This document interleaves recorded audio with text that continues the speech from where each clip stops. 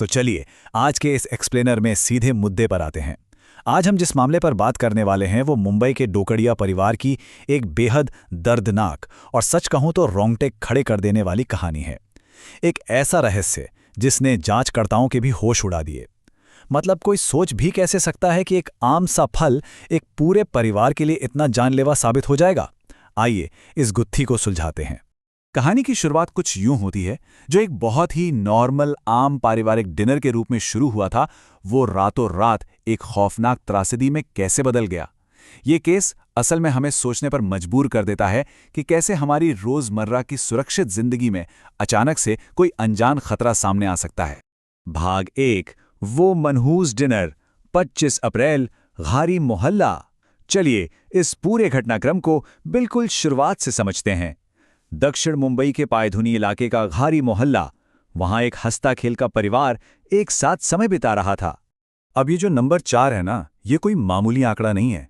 ये उन 4 अनमोल जिंदगियों को दर्शाता है जो इस अचानक आई त्रासदी में हमेशा के लिए खत्म हो गईं। 44 साल के अब्दुल डोकड़िया, उनकी 35 साल की पत्नी नसरीन और उनकी 2 बेटियां, 16 साल की आयशा और 13 साल की जैनब। बस एक ही रात में इस पूरे परिवार का नामो निशान मिट गया।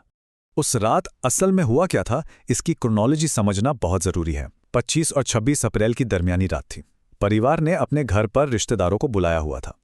सबने मजे से चिकन बिरयानी खाई, गपशप हुई और फिर मेहमान अपने अपने घर सुरक्षित लौट गए। इसके बाद रात के करीब 1 बजे डोकड़िया परिवार ने एक साथ मिलकर तरबूज खाया। सुनने में बिल्कुल नॉर्मल लगता है ना, लेकिन यही वो टर्निंग पॉइंट था जिसने आगे की भयावह घटनाओं की नींव रखी। भाग 2, एक दुखद मोड़, अचानक बीमारी की शुरुआत। रात 1 बजे तरबूज खाने के कुछ ही घंटों बाद अचानक से चारों की तबीयत एक साथ बहुत तेजी से बिगड़ने लगी। उन्हें बहुत तेज उल्टी और दस्त शुरू हो गए। पहले तो लगा कि शायद नॉर्मल फूड पॉइजनिंग है। फौरन एक डॉक्टर को घर बुलाया गया। डॉक्टर ने दवा भी दी, लेकिन कोई फायदा नहीं हुआ।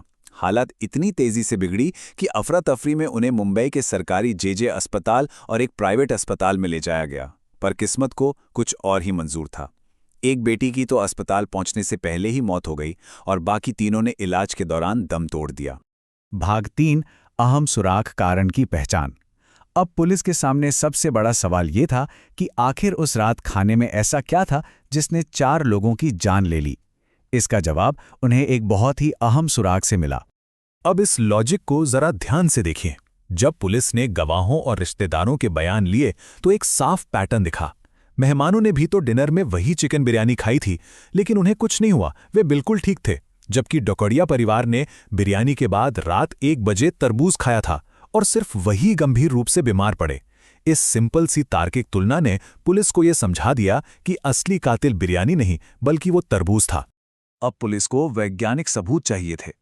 इसलिए मुंबई पुलिस ने फॉरेंसिक जांच के लिए उस रात के खाने की लगभग हर चीज के सैंपल लिए।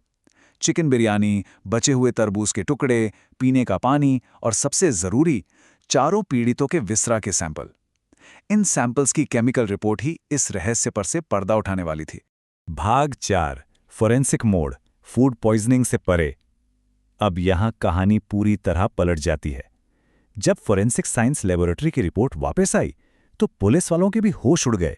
ये कोई आम फूड पॉइजनिंग या खराब खाने का मामला तो बिल्कुल नहीं था। रिपोर्ट में जिस चीज की पुष्टि हुई वो हैरान करने वाली थी। Zinc phosphide. ये कोई प्राकृतिक बैक्टीरिया नहीं है, बल्कि एक बेहद खतरनाक और जानलेवा केमिकल है जिसका इस्तेमाल चूहे मारने की दवा में किया जाता है। जी हां, चूहे मारने की दवा। और ये जानलेवा केमिकल न केवल उन चारों के शरीर में मिला, बल्कि उसी तरबूज में भी पाया गया जो उन्होंने उस रात खाया था। तो यहां सबसे क्रूशियल पॉइंट ये है, और अधिकारियों ने भी इस बात को बिल्कुल साफ कर दिया है कि मौत खुद तरबूज से नहीं हुई। मतलब तरबूज अपने आप में जहरीला या खराब नहीं था। मौत की असली वजह वो चूहे मारने वाला जहर था जो किसी तरह उस तरबूज के अंदर पहुंच गया था।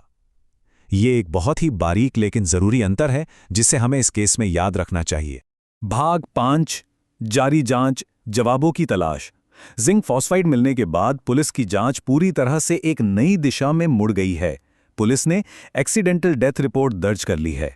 और अब सबसे बड़ा रहस्य यही है, क्या ये कोई भयानक हादसा था या फिर कोई बहुत ही गहरी साजिश?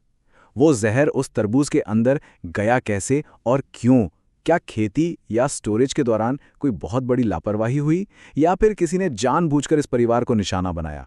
अभी तक पुलिस को ऐसा कोई भी सबूत नहीं मिला है जिससे लगे कि परिवार ने खुद कोई ऐसा खौफनाक कदम उठाया हो।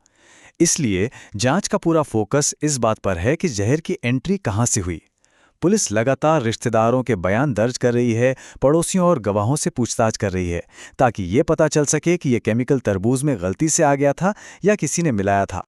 अधिकारियों का ये एक बयान ही इस पूरे केस की सच्चाई बयां कर देता है। ये स्पष्ट नहीं है कि जहरीला पदार्थ गलती से खाया गया था या जानबूझकर। ये सवाल आज भी हम सबके सामने एक चुनौती बना हुआ है। सोचिए, एक आम सा फल, एक हंसता खिलता परिवार और बीच में एक रहस्यमयी जहर। आखिर हमारे आसपास की चीजें कितनी सुरक्षित हैं? इस एक्सप्लेनर से जुड़ने के लिए बहुत बहुत शुक्रिया।